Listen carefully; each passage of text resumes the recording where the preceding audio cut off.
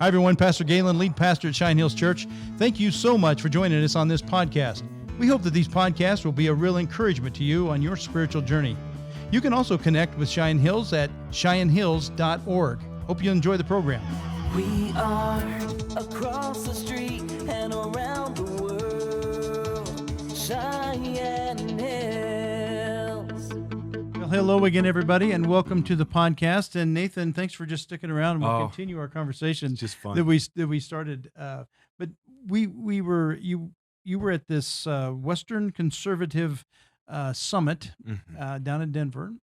4,000 people showed up. It was big. It was a huge big. convention center. I don't know how many. Put on by Colorado Christian University, and boy, you had some heavy hitters: Derek McTaxis, Tulsi Gabbard, Nathan Winters. Who else was on that list? Well, they had the Seth Dillon, the founder of the Babylon Bee. Oh yes, yeah, right. Man, was he funny? Was he? It I was bet he funny, but he was also deep. I mean, he was talking about what it's like to come up with satire, I can't imagine. and then sadly to watch it come true. Yeah, you no know? kidding. And Well, he was good. You have to be to be able to bring humor, and humor is its own kind of intellect. Yeah. And then to take what's going on in our day, yeah, he's a brilliant guy. Yeah. He's one of my wife's favorites. So she's always giving me Babylon Bee quotes. He's always He was laughing at something, and it's usually a Babylon Bee. Yeah. So that's kind of fun. So we left off last time. You were saying in your speech. By the way, I want to reference this speech again and make sure everybody has a way to get to that link. But that.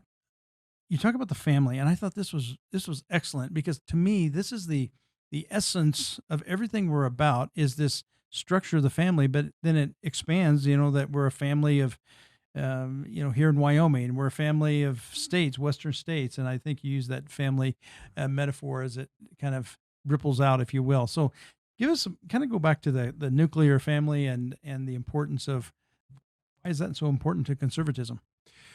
Well, if I could nerd out for a moment Sure. here. When we talk about the importance of family, sometimes you have two competing claims. One, some like Jean-Jacques Rousseau, who kind of was the proto-communist. Before there was a Marx, he was the intellectual leading light, even though he passed away before the French Revolution. It was Rousseau that people had turned to. So he sees each person as essentially as an individual, Okay. walking through life. And the challenge with that is individuals then have to learn how to work together, and then he calls for kind of this communal understanding of life, but he just sees each person as an individual alone. On the other hand, then the opposite of that is kind of this village. It takes a village Yeah. approach, which comes from the same intellectual background. Okay. But what you look at through the scripture, both Old and New Testament, especially in the Old, you'll see that constant reference to the lineage, to the family. Right. And family holding each other accountable. And the cool thing about it is you'll find, for instance, that people many years later are called the sons of, and then they'll name a name. True. Sons of Caleb, sons of Korah, which is a story of grace in and of itself, and we can't go deep in there. But Korah, who was swallowed up by the earth, the sons of Korah are Yeah. singing praise to God. That's a whole different story. That's I'm sorry. cool. No, that's good. I got off track there. But the family is something very special in the biblical economy. The word economia in the New Testament is called dispensation. Right. But in every dispensation, as you go through the past, you'll find that the family is important in it, in God's economy from age to age. Well, and so, this idea of conservatism and conserving the family, it's not only the values, but I think even the roles of family. And That's right. you just think about how the roles have been so attacked. Toxic masculinity is certainly something that's been attacked. Women that, strong women. There's nothing wrong with strong women. There's Right. nothing wrong. But it's like, it's because some people abuse the role and Right. don't have, a man that's not strong, but also having a tender heart, Right. is not, I can see where people have experienced things that have been, whether it be rape or whether it be just boisterous or whatever, toxic masculinity. But to label everybody as a toxic masculinity, and so we go into the feminization, I think, Right. of men. That's not the role of a man That's in right. in society, nor in biblical Right. history, and as neither is the role of a woman to to say that she has to, she doesn't have to submit to every man. If you can allow that headship to happen within that family unit, it is a beautiful thing. Mhm. But it's a delicate balance. That's But right. it takes two people willing to say, you know what, my role is this. Not to say that the roles can't adjust a little, but still, bottom line, this is my take on the family is the man is responsible. Yeah. Doesn't mean he's always right. Doesn't mean he has the best ideas. It doesn't mean he means he is responsible to God Right. for the direction, Mhm. the spiritual temperature of this family. Right. Right. And so I think this family role has these been. So what does it look like? And this is you did such a great job of in this conserving things that are of the past. What do you think some of the best, most important things that we can glean from this family metaphor that's real, but it's a metaphor for other things as well? Right. Well, I think is the best way to lay that out. I love that question. I haven't been posed. That question hasn't been posed in quite that way before. So I'm exploring. I'm just shooting from the lip, if you will. That's right now. good. I like that. But so you talked about the role of the family and the father figure and the Yeah. mother and all those Right. things. If you go to Ephesians chapter 6, you see that play out. And I think it is a conservative understanding of it. A man has been given a role of leadership in a family context, and yet it does not mean that he in some way is excluding or dictating to his wife. Right. The wife has been given a specific role, a powerful, wonderful role that actually is a unified role with that man as the two of them are working together. Right. The children then sit underneath that, and the mom and dad are raising them up in the nurture and admonition of the Lord and so on. And so when we talk about a conservative understanding of the world, it means, and you use this word balance, and I love that. So going back now in secular history, a man by the name of Plotinus, who for the first time really showed Plato and Aristotle have competing understandings of the world. And Hmm. that is beautifully painted in something called the School of Athens. But in that, Plotinus shows that you have to have both. Right. There is balance. And that word balance is actually philosophically deep, because when we talk about balance, we've seen a lot of things happen in the world around us today. That's because someone drove an idea out of balance. Right. For instance, we passionately believe in the fundamentals of the scripture. And yet some people will then use the fundamentals as a whip For sure. to drive a specific worldview or point of view that becomes out of balance Right. and therefore wrong. And so you see that over and over and over again. The same thing is true of the family. The same thing is true of government and everything Mhm. else. It is all of these principles passionately pursued, but within the boundaries for a Christian of the scripture and as an American within the boundaries of the Constitution. Oh, Or that of is law. so good. That's so true. Because so many times people will, and I would say these are probably nominal Christians, but Mhm. people that are Christians, and then we all get the label, right? Right. But there's actually some studies on this to say what nominal Christian families look like, and basically it's they know just enough to be dangerous. Yeah. Right? It's like, okay, so I'm the head of this house, so you got to do everything that I say. It's like, well, that is not even close to this balance. Right. What God expects. Right. There's a whole different thing when you understand, man is responsible for these decisions, so he will step up into those roles.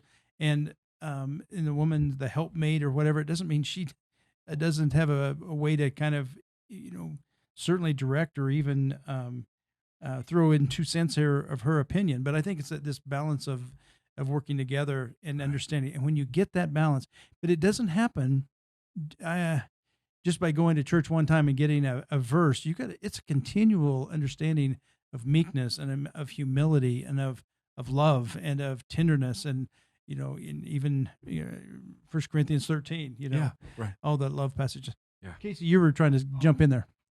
I was just mentioning that the other half of that was man love a woman like Christ loved the church. Yeah.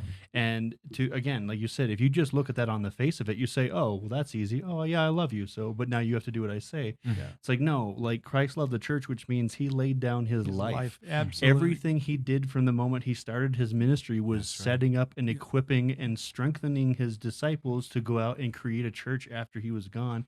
He was making that chain strong, like Nathan talked about. that would be handed down and Yep. make a chain that started with him. That's very good. And so if you, That's like good. you said, that both of those things have to be in there, and that's what's the balance is. I will sacrifice everything for you, and everything I do will be for you and this family. And to that end, will you please trust me when I ask you to? Yeah, That's that's right. good. That's So good. let's go back to your speech though, because Yes. you brought that up in your speech as this idea of family and conserving.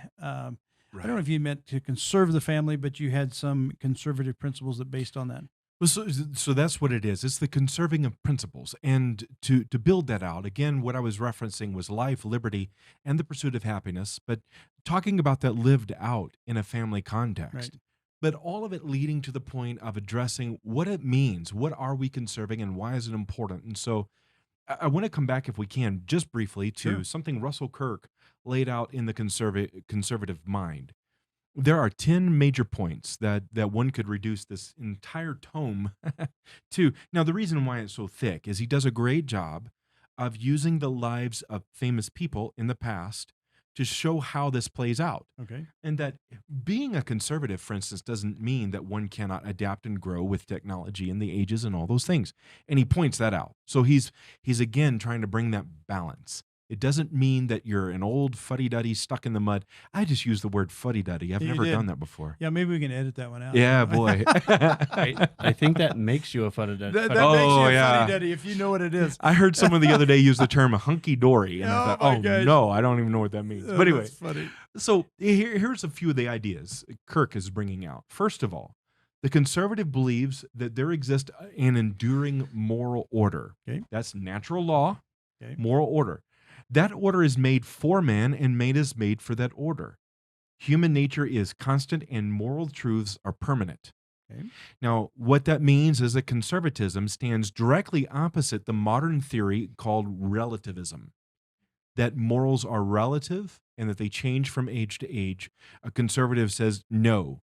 Not only does that fall apart because it's incoherent, Mhm. it also is destructive to nature. The second point that Kirk brings out is that conservatives adhere to custom, convention, and continuity. Now, that's where I use the term from Reed regarding a long chain of history, but it's talking about continuity. And every one of these, of course, Kirk goes into detail, pointing out how all of this pulls back from Plato and Aristotle and moving forward through the ages. But there's a continuity to our thought Mhm. that let me just phrase it this way. G.K. Chesterton, about 125, 130 years ago, former member of parliament, G.K. Chesterton phrased it this way: when one comes to a fence across a road, before you tear the fence down, you ask the question, why was Why? it put up in the first place? Sure. That's the continuity. Yeah. Third, conservatives believe in what may be called the principle of prescription. Now, what that means quite literally is that conservatives have that sense that modern people are dwarves on the shoulders of giants. Hmm. That there's a lot of smart people that went before us. Those people that were able to see further, only because that if we're able to see further, is only because of the great stature of those who precede us. Right. So there is that understanding of the past, and that there were great thinkers, and it is a wise man who will learn from great minds of the past. sure. Fourth, Wisdom. yes, sir. Conservatives are guided by the principle of prudence. Hmm.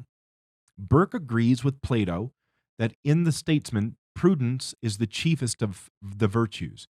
Any public measure ought to be judged by its probable long-run consequences. Now, let's stop for a second and just point out, have you ever seen a society that gets very concerned about a specific thing, and so they lunge from issue to issue to issue to issue, and then 30 years later they find out, oh Yeah. no, we made the wrong choice. Yeah. Take, for instance, 120 years ago, and I gave a talk on this in a separate venue at the Conservative Summit. There's a man by the name of Blaine, the Blaine Amendment, James G. Blaine. Blaine felt that Americans at the time were broadly Protestant, and he didn't want any competing religions to be taught in any official capacity. Hmm. So he said that all education should be non-sectarian, meaning what he believed would happen was that since everyone was broadly evangelical and conservative and Protestant at the time, that would ensure that American public education Would stay that way. would stay that way. Yeah. Instead, what he did is he handed the keys to the kingdom Yep. to a It's man true. named John Dewey. And John Dewey, in a pamphlet entitled A Common Faith, established is radical humanism Yeah. as his goal, and he succeeded in it. Yeah. And so anyway, that's Well, where we under this category of prudence, what came to my mind is like somebody didn't think this thing through very well, but when they allow a man to compete in a woman's sport, it's like how imprudent Mhm. is that? On so Right. many levels, and I don't know, when people that started off and they thought, well, this would be an okay idea to allow this to happen. There was not a lot of prudence or forethought of where this could lead to, and damaging women's sports is one of, but there's many things that Right. just are not prudent about. And what happens is when people can't see far enough down the road, it's like, well, that's not a prudent right. idea. So that's an example that we're living, I think, right now. Well said.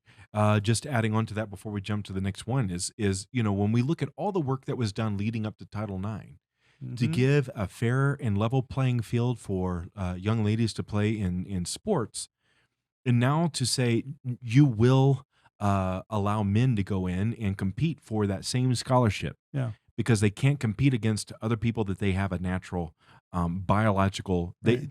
to give them a biological advantage. Mhm. Basically, what they've done is they've overturned all of the work that led to Title IX. Yeah, that's So- true. Well, and even overturned a whole lot of conserving the difference between men and women. There was different roles. There's different. It's like God made it very clear from the very beginning, but we've lost that conservative idea. That's I right. think I don't know if we've lost. Here's one thing I want to say because it fit one of the points earlier, but one of the things that I've noticed, it seems like we asked this question here. I don't know. I've asked it for a long time. Is there any line in our society where people will say, okay, don't cross that? And it seems like everything that's been crossed and it doesn't, we're not able to conserve anything. And now all of a sudden, I think even secular society has come out because of Bud Light, because of Target. They've said, okay, that's too far Right. because it's with our children. You're right.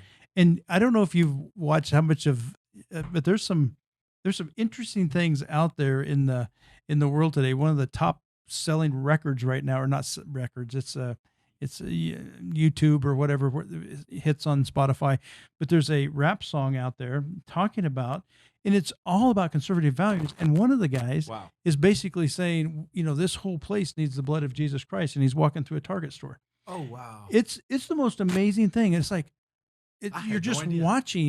watching this unfold, and it's a rap group, and you're thinking, okay, I'm kind of having trouble with some of the lines, figuring out what they're saying, but everything I hear is like that's. But basically, they're saying you're targeting our kids, Right. and it's too far. You know, It's amazing. Wall Street Journal just sometime in the last week or so has had an article on basically the trends in polling right now from 2023 versus 2021. Okay. And more people are calling themselves conservative than ever before. Wow. More people are saying what they're seeing as far as the radical moralization, if you will, kind of secular moralization of places like Target and Bud Light, Yeah. that they're done with that. Yeah. And what I think we're finding is that there is a line. Yeah. There is a line, and it's based in common sense, which is what Well, natural law is appealing to. And what I like about it too is it's men, not just men, but there's men stepping up, and they're just like, I don't care. They're secular. They're pretty raw. They're pretty. Now this group that I'm talking about, that was a Christian group. He's talking about the blood of Christ. Wow. We need to repent from these things. And I mean, it was all tied into this rap, and he's a real deal, man. It was amazing. But it was just like this masculine, strong way of saying that's enough. Yeah. I just loved it. I just thought, man, we need to conserve that. I don't know. It's not toxic masculinity. That is masculinity in its straightforward form. That's gentle but straightforward and powerful, and saying enough's enough. Right. It's just awesome. Makes my That heart takes us happy. to the root of the word virtue or vir or virility, or it literally means manliness. Really. And so virtue means that someone is living out the basis of what they're supposed to be already. Yeah. And I good. this, there's a couple more things to cover, but let me just say this. is extraordinary because there's this radical leftist group. I don't like calling them liberal. They are woke in every sense. It's called the Human Rights Campaign. Okay. And they are a very radical LGBTQ plus I everything sorts of letters. Yeah. That they're pro that. They have declared a state of emergency because a number of states have decided they would protect the opportunity for girls to participate on a fair playing field Mhm. because people are not affirming the radicalism of the transgender Wow. movement. They're calling that a state of emergency. Wow. And so we're seeing more and more people are recognizing, wait a second, those folks have been moralizing at us for a long time on things that are just, is destroying freedoms for someone. Well, Nathan, let's we will draw a line here in this sand so that we can come back to some of these principles. I think it's important for us to understand. I think conservatism has had certainly has had a bad rap in a lot of ways, but I think when you understand what it means, it's like it's conserving the things that the natural law, the things that God set in place, the Right. things of family and of marriage and of roles and of virtue. I love your definition of that. And so I want to come back to these things that we need to Yeah. conserve, but I also think we need to articulate our conservative, what we want to conserve, and understand why we can, because that's where the strength comes from. That's right. And yeah. otherwise, we just get kind of reeds blown in the wind, and we say, "Well, I don't even know what conservative means." If you know you're conserving something that God set in place as natural law, Right. and it aligns with not only biblical truth but a whole bunch of other practical outgrowings of what a family can look like. This is good stuff. So I want to Yeah, continue well, on. So I guess maybe the way to do that, there are 10 principles of conservatism. Okay. We have one more we could cover today, and then that'll take us 1 through 5, Okay. and we'll do then. 5 more. Yeah, let's do that. Okay. What's number 5? So the 5th one is conservatives pay attention to the principle of variety. Now Okay. that takes a little unpacking. Yeah. What is meant by that is that when it comes to long established social institutions and different ways of life, they believe that variety is a good thing rather than everyone constantly trying to narrow you down to a uniformity Yeah. or a collectivist system of thought. Wow. You look at that in our society today. There are many people that would insist that every single school look and act and smell and everything else the same, Yeah. or that every church be the same, or that Yeah. every institution you can find somehow, it becomes this very uniform amalgamation of things. And what they're saying is, no, radical systems are the ones that wind up looking uniform in all those different ways. Yeah. I got And so that centralization of different things, they believe in the promotion of healthy diversity. Yeah. And that's what we talk about. When people today talk about diversity, equity, and inclusion, you'll find in that radical leftist terminology of DEI that they don't mean actual diversity. They mean genuinely Conformity. uniformity and Yeah. conformity. Yeah. That's right. And so the conservative believes in real diversity. Yeah. That it is okay if you and I had a passionate disagreement on something, that I can still love you as a human Right. and believe in your right to say something, even if I disagree with it. Now, Right. I haven't found something we disagree on. What I'm saying is, whenever you come to the floor of a legislative body, it is possible in a truly conservative construct to allow for someone to say something you passionately disagree with and believe that you can respond to it passionately as well. Mhm. And that diversity actually leads to strength. Yep. That is the 5th principle of That's conservatism. Well, that is so true, because when you hear someone's story, their background, where they came from, and it goes, okay, that's why they are approaching this particular part of that argument, because they've been hit by that truck, and Right. they said, no, I don't want anybody else to have this bad experience either. Mm-hmm. And I think when you understand where they're coming from, you go, okay, I get it. Now, what you'll find out is you probably have some major principles Right. that you do agree on, but the Yeah. application sometimes is a little bit different. We got to be careful, and I found this to be true. When you're truly free, you truly have your security in who you are before God, and ultimately I answer to God. I don't answer to somebody else whether we agree or disagree. It's like I'm answering to God, and a new idea might help me. Like, I don't know everything, Right. and I don't have everything right. Right. And here are the other ideas. It's like, that's an interesting take. I could maybe apply that to my life as well. Yeah, the principle of variety still will be held up to the fourth principle, which is the principle of prudence. Yeah. So you believe in variety, and even as you run across an idea you don't believe in, you're still going to be able to look at all of those statements and you're going to weigh them on, okay, are they asking me to give up something that has a deeper reason Right. why we do that? They're asking me to tear a fence down. Is that the right thing? Right. Now, it still contemplates, okay, Sure. let's take a look at It's this. interesting how they all kind of Yeah. string together, and you have to draw on all. Well, we'll go back and review the first 5, Yeah. and then we can plow on. So, Sounds good. well, anyway, thank you so much again for joining us, and I hope that you will continue in your journey of life. Be strong and very courageous. God bless you guys.